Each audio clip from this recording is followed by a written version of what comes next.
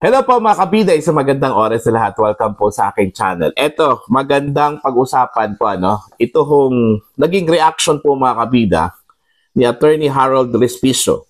Ito po yung kandidato bilang Vice Mayor po ng Reyna Mercedes Town, doon ho sa Isabela Province, Actually, kinasuhan po ito siya ng cyber libel ng COMELEC, Commission on Election. Dahil sa kanya kong video, kung saan po ay in-explain lang po niya kung pwede po bang madaya itong ECM po mga kabida, ito pong machine na gagamitin po natin para ho sa election, this coming May 2025. Ang tingin po ng COMELEC, cyber libel daw yun, yung kanya kong sinabi.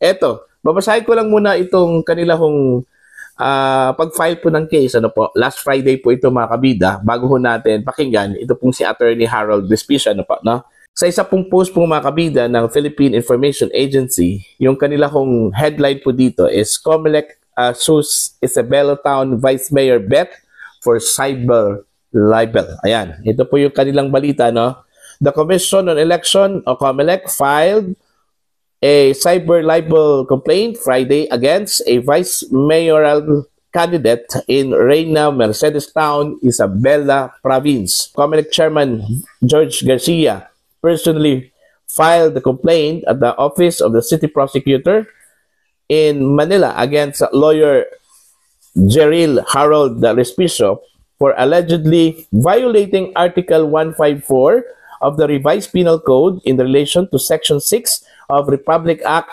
number 10175, also known as Cybercrime Prevention Act.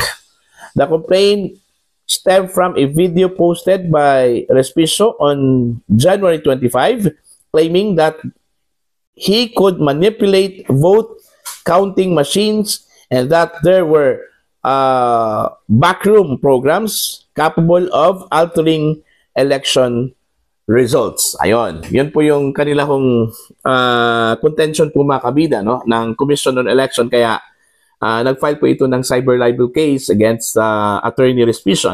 Eto, pakinggan po natin ito kong reaction po ni Attorney Respicio. Kasi yung COMELEC po mga kabida, nang nag-file po sila ng case against Respicio po, sinabi po nila na tatanggalan daw nila ng lisensya bilang abogado, padisbar daw nila itong si Attorney Respicio. At aside from that, tatanggalan din nila ng lisensya po itong si Attorney Respicio bilang isang CPA, Certified Public Accountant, mga kabida. Ito po, papakinggan po natin ito pong si Attorney Respicio sa kanya hong paliwanag at reaction dito sa cyber libel case na isinampa po laban sa kanya ng Commission on Election. Narito po. Automated counting machines pwedeng ma-hack? What?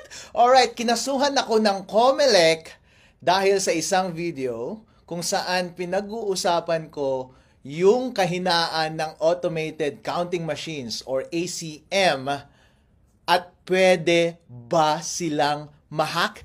Ito po si Attorney Harold Respicio at kinasuhan ako ng COMELEC at ipapadisbar din daw nila ako at tatanggalin din daw yung lisensya ko bilang CPA mula sa PRC. Wow! Nakakatakot, alright? Yung video na yon na sinasabi nila ay pinatanggal na nila mula sa Facebook, so hindi nyo ma-access. So pag-uusapan natin ngayong araw na ito kung ano yung laman ng video na iyon. Alright. Ako bilang abogado, ay isa rin akong IT expert kasi bago ako naging abogado ay isa akong CPA. Nagtrabaho ako sa Deloitte, ang #1 auditing firm sa buong mundo. At ang expertise ko was information systems audit. Kaya alam ko ang lahat ng mga bagay na yan. Marunong akong mag-code at marunong akong mag-hack.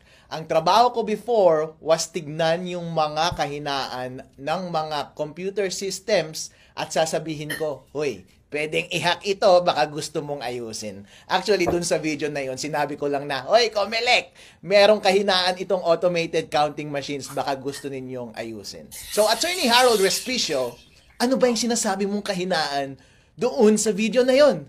Ang sinabi ko was, sabi ko, kapag connected yung ACM sa internet bago mag-print ng election return, pwedeng ma-hack yung makina at madaya ang eleksyon. Wow, Attorney Harold Respicio, please explain. Ano ba ang proseso ng pagboboto gamit ang automated counting machine? So ito po yung proseso. Ayon sa rules na inilabas ng COMELEC, yung automated counting machines ay nasa presinto on the day of elections. Yung automated counting machine na yon ay connected sa internet the whole day. At kapag boboto ka, ilalagay mo yung boto mo doon at bibilangin ng makina lahat ng boto. Pero yung pagbilang ng makina, para siyang nag-i-score ng basketball. Habang bumoboto ang mga tao, merong running score. Pero hindi katulad ng basketball, yung score doon sa loob ng voting machine na yun, hindi mo nakikita, walang nakakakita. At makikita lamang yung final score pagkatapos na ng pagboto matapos ang alas 7 ng gabi on election day. At lalabas yung information na yon sa pamamagitan ng pagprint ng election return. Tapos, yung makina, ipapadala niya yung result sa servers ng COMELEC at yun yung official na returns ng election. Ang concern ko was, kapag konektado sa internet yung makina, bago mag-print ng election return, at corrupted yung source code ng makina, pwedeng ma-hack ng isang hacker yung makina at dadayain yung lalabas na final score doon sa election returns at madadaya yung resulta ng election. Yun po ang puntos ko doon sa video na iyon. So, Attorney Harold Respicio, bakit? Pwede bang mabago yung source code ng isang makina? Well, ang binanggit ko doon sa video was, pwede on principle basta may physical access ka sa makina. Bilang eksperto sa IT, ikaw din, kapag bumibili ka ng gadget mo doon sa Green Hills, di ba? Kapag nakaw yung cellphone na yon or nakaw yung laptop, pag dadalhin mo doon, babaguhin na nila yung source code ng computer na yon kahit may password pa yung device na yon. Kasi ang basic principle ng information system security is basta may physical access sa device ang isang masamang tao at gusto niyang baguhin yung source code ng makina na yon, pwede mong mabago yung source code ng makina na yon. So on principle, ang mga makina ng pagboto, basta merong access ang tao diyan, pwedeng mabago yung source code. Ngayon, ang diniscuss ko doon sa video was, sige, sinesecure nga ng COMELEC lahat ng makina na iyon.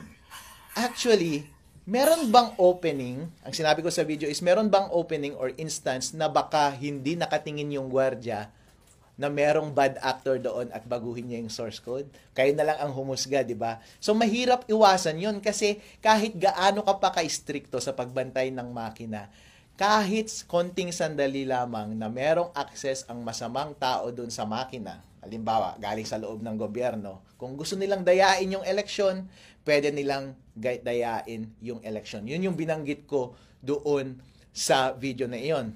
Ngayon, hindi mo maiiwasan yung bagay na iyon. Kaya, ang alternatibo mong solusyon dyan ay, kapag nagtanim sila ng masamang code, source code doon sa makina at may opening sa hacker, pwedeng i-hack. Dapat ang gawin mo, during election day, wag mo siyang i-connect sa internet. Kasi kahit corrupted yung source code nun, kahit ano pa ang gawin ng hacker, hindi niya ma-access yung device. Therefore, hindi niya mababago yung score.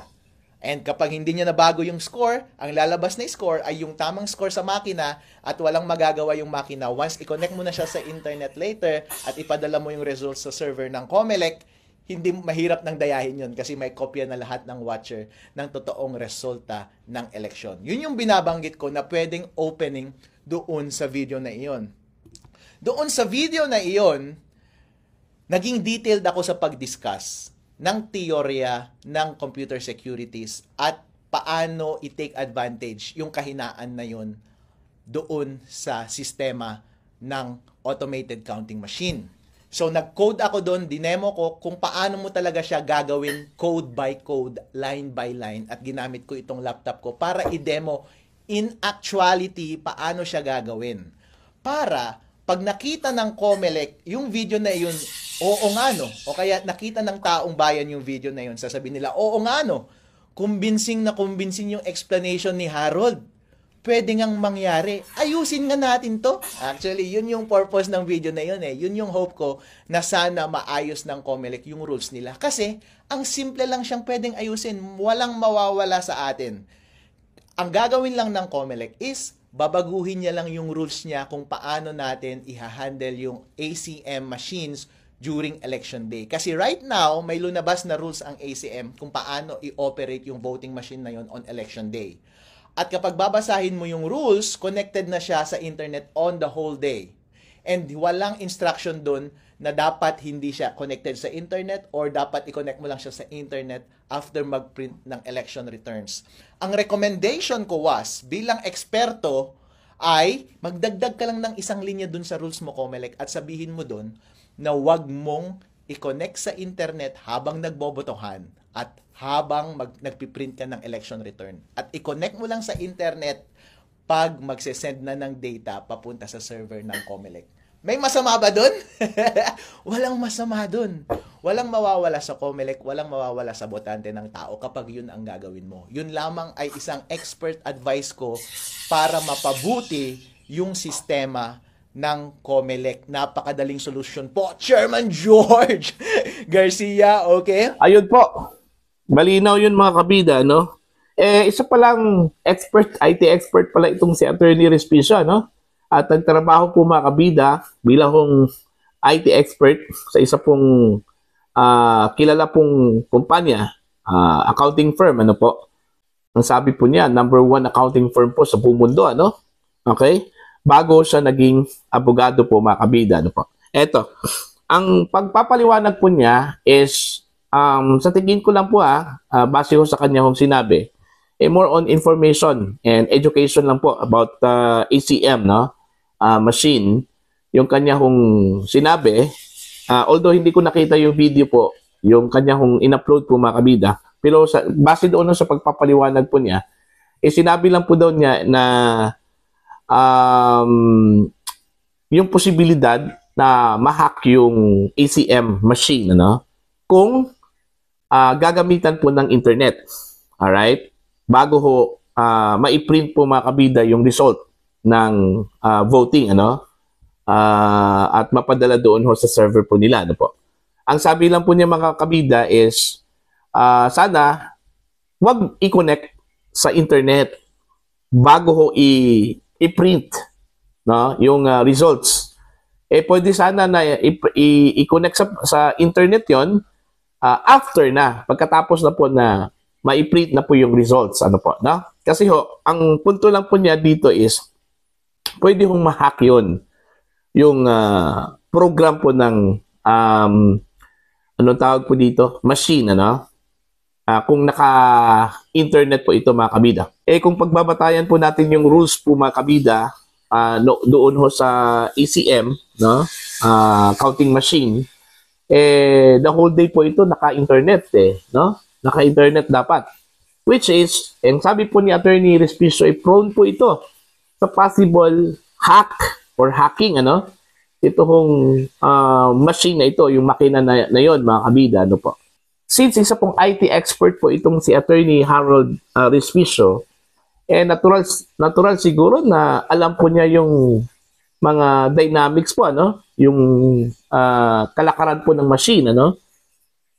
Mga kabida. So, kung pagbabatayan ko lang po yung kanya hong sinabi, explanation, is wala hong problema doon, ano? Kasi ho, more on information and education lang po yung kanya hong sinabi. Hindi ko po alam kung yung pagkaka-explain po niya ngayon, same ba yun yung ginawa po niya doon ho sa kanyang original video, no? Yung first video po niya mga kabida, that was posted on January 25, ano po, na according ho dito sa information, kung saan po ay ginamit bilang pag-file po ng kaso po ng Commission on Election laban po kay Attorney Respicio, ano po, na? So, aabangan na lang po natin mga kabida kung ano po yung magiging resulta po dito. Ano? Kasi na-file na po yung kaso sa City Prosecutor's Office and most likely, sumagot na po itong si Attorney Harold Despiso, ano? Mga kabida, or naghahanda pa po para po sa kanya hong sagot kasi bibigyan po siya ng ng 10 days po itong si Attorney Harold Despiso po mga kabida para sumagot dito sa complaint na isinampa po ng Commission on Election dyan sa Manila Prosecutor's Office. Ayan po. So, ano po yung inyong reaction po dito mga kabida? At for your comment, you can comment down. At sa mga hindi pa po subscribers sa akin channel, please subscribe. Just click the subscribe button, click the notification bell, click all para updated po kayo sa aking mga uploads. Maraming salamat po sa inyong lahat. God bless po mga kabida.